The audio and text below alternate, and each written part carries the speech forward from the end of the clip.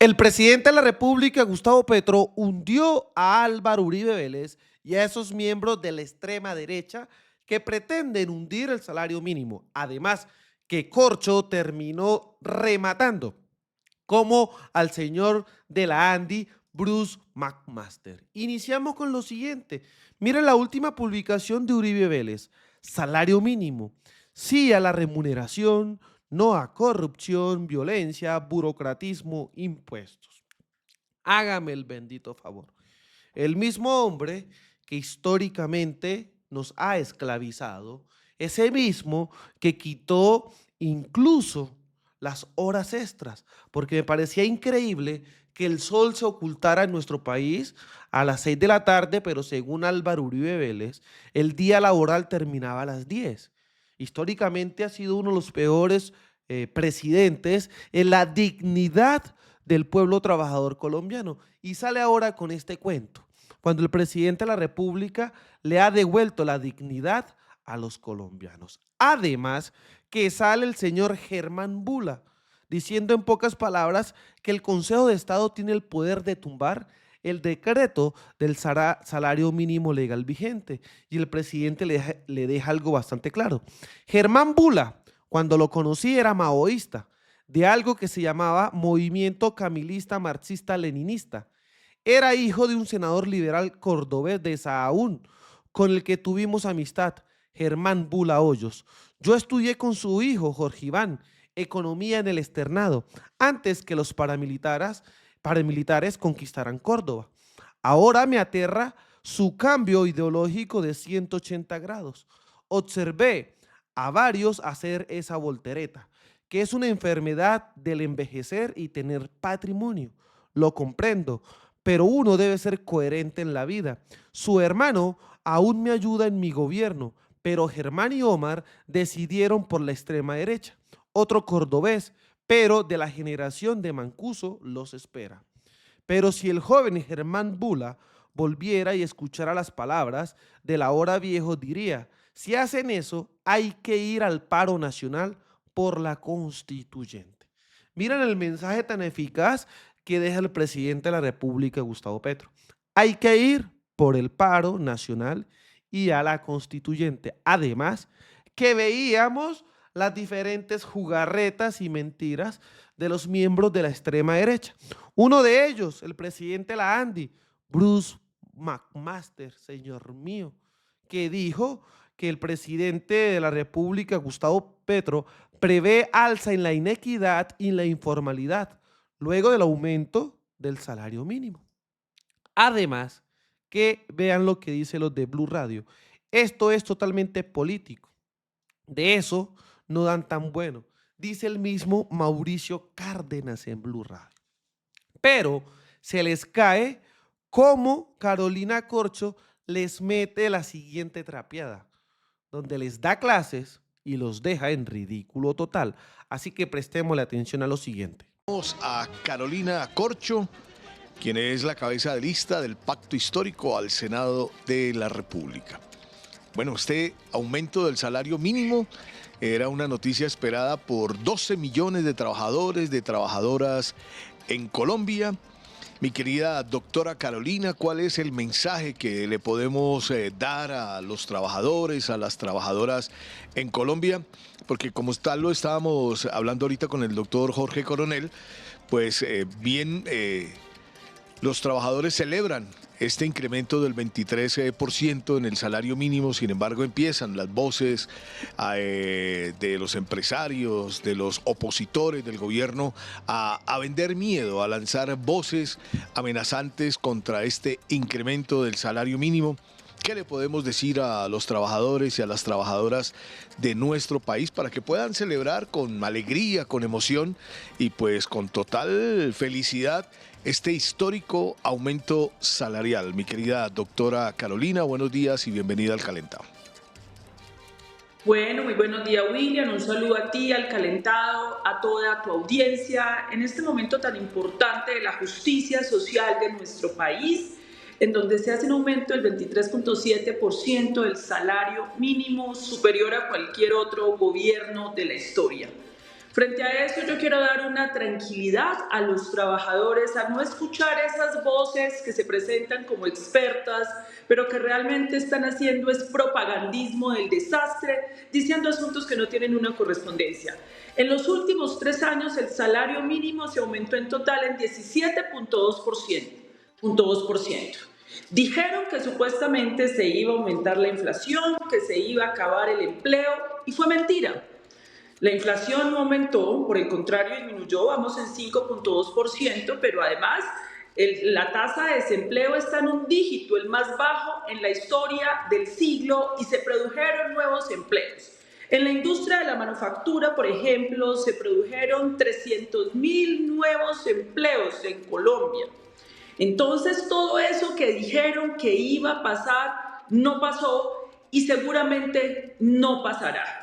Lo que va a haber aquí es una reactivación de la economía más allá de la que hemos logrado hasta ahora, porque se aumenta la demanda, los trabajadores van a tener cómo pagar y sustentar la canasta básica, los servicios básicos, el mínimo vital, que es un básico justo de una sociedad. Y pues evidentemente lo que veremos es un crecimiento mayor de la economía, que ha sido un crecimiento lento porque estamos en una pandemia fiscal, es una situación mundial porque venimos del COVID, pero esto alienta, alegra y debería alegrar a empresarios, a trabajadores, a empresarios que van a tener más consumidores de sus productos y de toda la productividad que generen en sus empresas. Sin duda, doctora Carolina, pues esto entra a jugar un punto clave en la campaña electoral que se avecina. Mejor dicho, ya estamos en ella. Y este aumento del salario mínimo, por el lado de la oposición, la lectura que hacen es que es un aumento de un salario mínimo populista, que lo que está buscando es unos réditos electorales, que simplemente pusieron en riesgo la economía para conseguir votos. Pues realmente eso es lo que le preocupa a ellos, los temas electorales y políticos, porque no les interesa la justicia social. Las decisiones de aumento del salario mínimo vienen hace mucho rato por parte del gobierno nacional, insisto, ya era 17,2%. Y efectivamente yo sí hago una invitación al pueblo colombiano y a la ciudadanía a que evalúe. Esas personas y esos políticos hoy propagandistas que se amparan en expertos para hacer propaganda y para decir que no es posible la justicia social, pues efectivamente quieren volver a elegirse en el Congreso de la República el próximo 8 de marzo y quieren retomar el gobierno nacional. Ya evaluará el pueblo colombiano y la ciudadanía colombiana qué es lo más conveniente. Nosotros estamos convencidos que hemos hecho la mejor gestión posible dentro del marco fiscal estrecho que nos dejó el gobierno Iván Duque en el marco de la economía. Hay un movimiento del turismo, millones de personas han ingresado a Colombia, hemos aumentado las exportaciones agropecuarias y todo eso es producto de un proyecto político, de una visión de país que se propuso que Colombia fuera para sus gentes, no para unas minorías que se han hecho multimillonarias y que se han dedicado impunemente al saqueo de nuestro país, y claramente eso está en juego en el próximo proceso electoral en Colombia.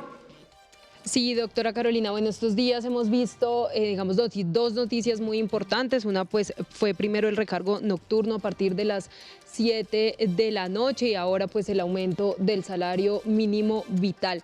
¿Qué decirle entonces a las y los trabajadores que hasta ahora pues se conectan con nosotros y nosotras? Usted como cabeza de lista del pacto histórico, ¿qué se espera entonces poder lograr en los próximos años para ellos y para ellas? En los próximos años nos proponemos seguir profundizando estos cambios que han favorecido a las gentes de nuestro país. Lo que se viene es que nuestro Congreso vuelva a presentar la reforma a la salud que nos arrebataron, que negaron, que permitiría que hoy le entregaran los medicamentos cerca de su casa a la ciudadanía. Centros de atención primaria en salud cerca de la casa, barrios y veredas cuando tenemos los recursos para hacerlo, pero hoy están atrapados en una intermediación, en un manejo privado de los recursos públicos. Esperamos también que haya una reforma a los servicios públicos para acabar el abuso de las tarifas de energía altísimas que tienen que pagar nuestras familias, porque además la era neoliberal, que es la que representan nuestros opositores, además de privatizar los recursos públicos, siempre propagandeó con el hecho de que no podían tener los ciudadanos, trabajadores de este país buenos ingresos. Entonces, evidentemente, la mayoría de su gasto se entrega es en la subsistencia básica, sin tener espacios inclusive para el esparcimiento con sus ingresos. Aquí se va a presentar también esa reforma a los servicios públicos para ponerle coto a esas altas tarifas a las que llevaron la privatización de los servicios públicos en el país. Hemos hablado también de una reforma a la justicia, no solo para replantear y rediscutir los mecanismos bajo los cuales se eligen los magistrados de las altas cortes, sino también para que la justicia llegue a los de a pie. En Colombia hay niveles de impunidad altísimos, estamos hablando de niveles de impunidad superiores al 90% y necesitamos una justicia que reaccione para que no siga la corrupción y la impunidad en Colombia. Esas son algunas de las reformas que pretendemos presentar, que fueron obstruidas en el Congreso actual, bloqueadas por estar defendiendo negocios. Porque lo que ha habido allá y lo que hay allá es una mayoría que está defendiendo sus propios intereses y negocios de unas minorías que, vuelvo e insisto, en algunos casos han saqueado los recursos y la riqueza de nuestro país. Y la riqueza de nuestro país, ¿quién la genera? Esos trabajadores que hoy son dignificados con un aumento del 23% son quienes generan la riqueza de Colombia. ¿Quiénes son los que van a hacer más productiva Colombia? Los y las trabajadoras que hoy están siendo dignificados son los que van a hacer productivos a Colombia. Yo le hago una propuesta al empresariado.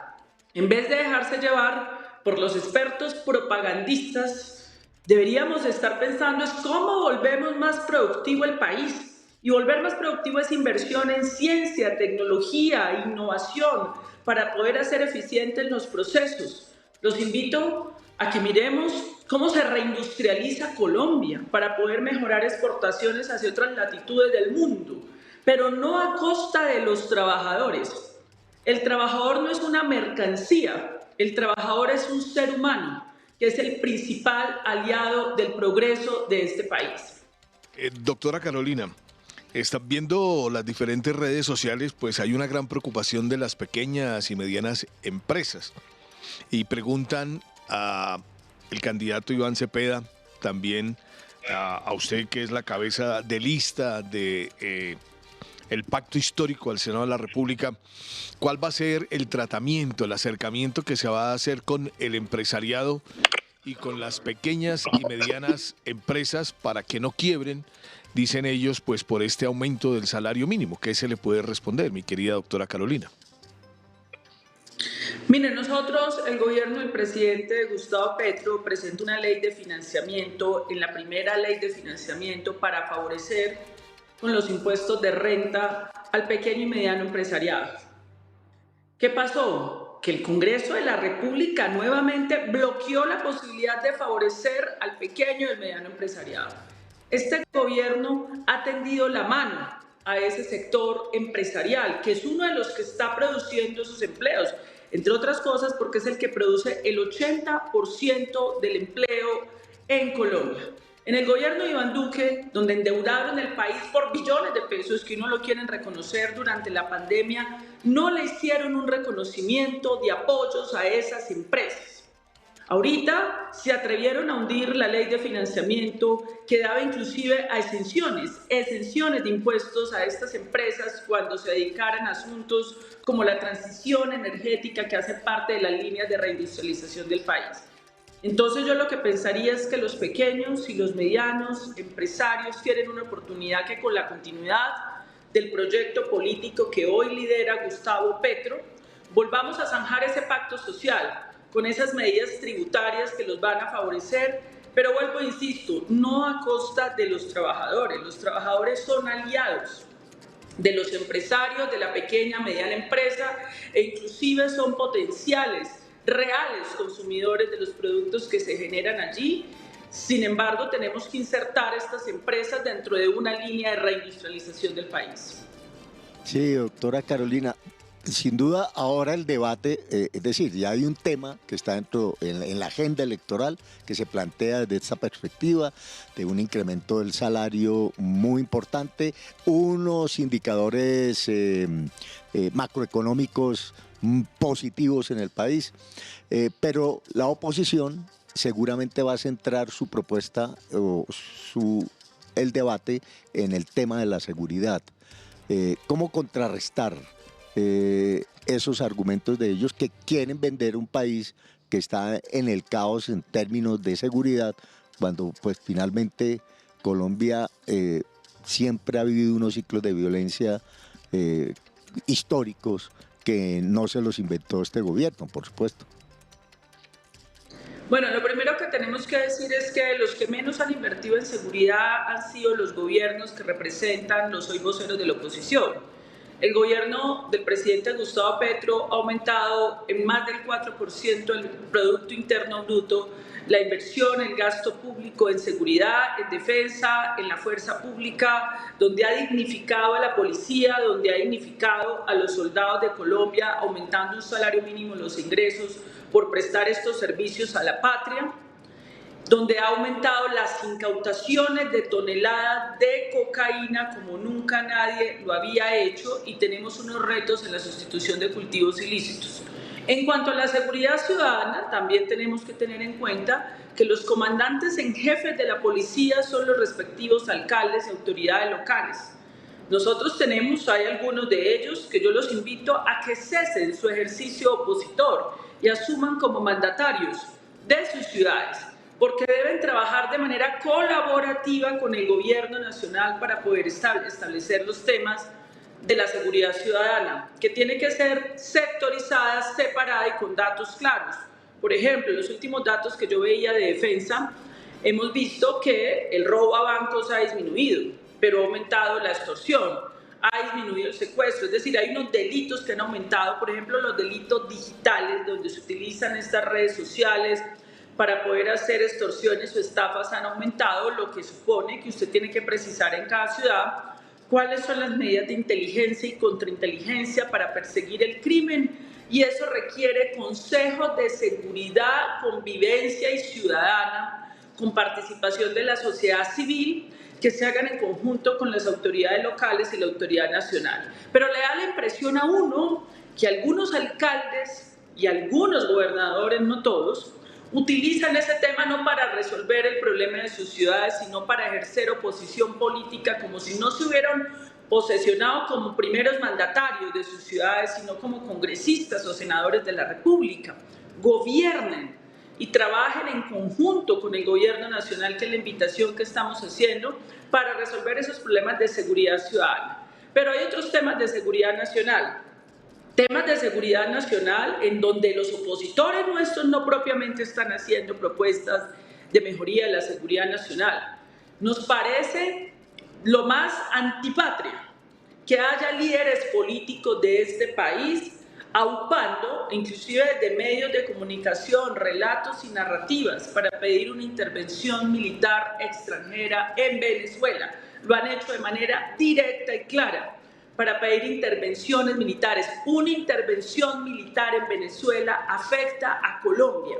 Por supuesto, los niveles de desplazamiento de ese país serían enormes a nuestro país, pero también compromete a nuestra frontera, donde habitan 6 millones de colombianos y colombianas. Desde nuestro proyecto político no vamos a aceptar vulneración al derecho internacional y no vamos a aceptar intervenciones militares en la región que afectarían la seguridad nacional de millones de seres humanos de nuestra región, pero también de nuestro pueblo. Nuestro pueblo no está para la guerra. Lo que tenemos que hacer ya es desactivar las diversas guerras que tenemos.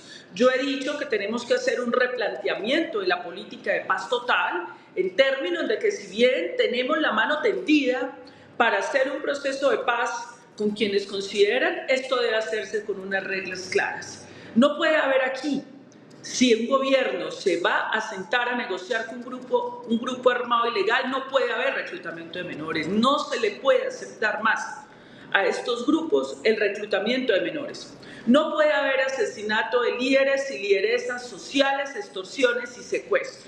Tienen que haber unas mínimas condiciones para que el gobierno colombiano se vuelva a sentar a pactar un proceso de paz. Y allí, donde no haya un acuerdo de cese al fuego, porque no se cumplen estas condiciones, tendrá que actuar la fuerza pública, eso sí, con respeto a los derechos humanos que tampoco fueron respetados por los hoy opositores, quienes de manera lamentable masacraron a mansalva y dispararon de manos de la fuerza pública por órdenes civiles a niños, niñas, a jóvenes, lo que es lo mal denominado falsos positivos, pero que fueron ejecuciones extrajudiciales. Eso no se permitirá, ni se ha permitido en nuestro proyecto político, pero tenemos claro que allí donde no haya procesos de negociación tiene que haber la presencia en todo el territorio nacional de la fuerza pública en ejercicio de la soberanía del Estado colombiano. Y eso ya lo empezó a hacer nuestro gobierno, el gobierno del presidente Gustavo Petro en el Catatumbo, esa oposición que tanto habla de seguridad. Nunca estuvo la fuerza pública en el Catatumbo, ni en el cañón del Micay. Mucha parte del territorio nacional no había presencia de la fuerza pública, hoy se las vienen a dar de guerreros, de representantes de la fuerza pública. No lo hicieron. Aquí en este caso, vuelvo e insisto, en el marco de la paz, en el marco de siempre la mano tendida para la paz, también tendré y se tendrá que tener la firmeza para que la fuerza pública esté allí en aquellos lugares donde estén persiguiendo a la ciudadanía, donde estén delinquiendo, donde estén vulnerando los derechos de la ciudadanía y donde esté en riesgo la seguridad y la vida de nuestro pueblo y nuestra gente. Bueno, mi querida doctora Carolina, pues muchas gracias por estar como siempre aquí en el Calentado Informativo. Bueno, y feliz año, y no sé cuál es el mensaje suyo de feliz año para todos los colombianos, las colombianas. Yo les deseo un feliz año. El próximo año va a ser muy importante porque Colombia tiene dos decisiones que tomar. O Colombia vuelve atrás a que siga siendo manejada por unas minorías codiciosas que se han hecho multimillonarias con los recursos, la riqueza, el trabajo de nuestro pueblo, o que Colombia siga por una senda de reformas sociales, siendo una Colombia productiva, generosa con sus gentes, en paz. Esa es la decisión que vamos a tomar el próximo año, el 8 de marzo, eligiendo Congreso de la República, que entre otras cosas, yo había dicho acá, el Congreso de la República pasa muy de manera invisible en la ciudadanía. Quiero dejarles el mensaje, si no hay cambio del Congreso de la República, necesitamos mayorías en el Congreso de la República, no vamos a poder hacer reformas estructurales ni por vía ordinaria ni por vía de Asamblea Nacional Constituyente. Necesitamos mayorías en el Congreso de la República y requerimos también que continúe el gobierno del presidente Gustavo Petro, esta vez en cabeza de Iván Cepeda. Y como nos dimos cuenta, señores, no olviden, dejen su like, su comentario y ayuden a difundir esta información para que toda Colombia conozca la verdad. Desde la tierra del trueno, desde el Catatumbo, haciendo resistencia, construyendo paz y buscando reconciliación, soy libremente aquí. Las cosas como son. Nos vemos en un próximo capítulo. Hasta pronto, señores.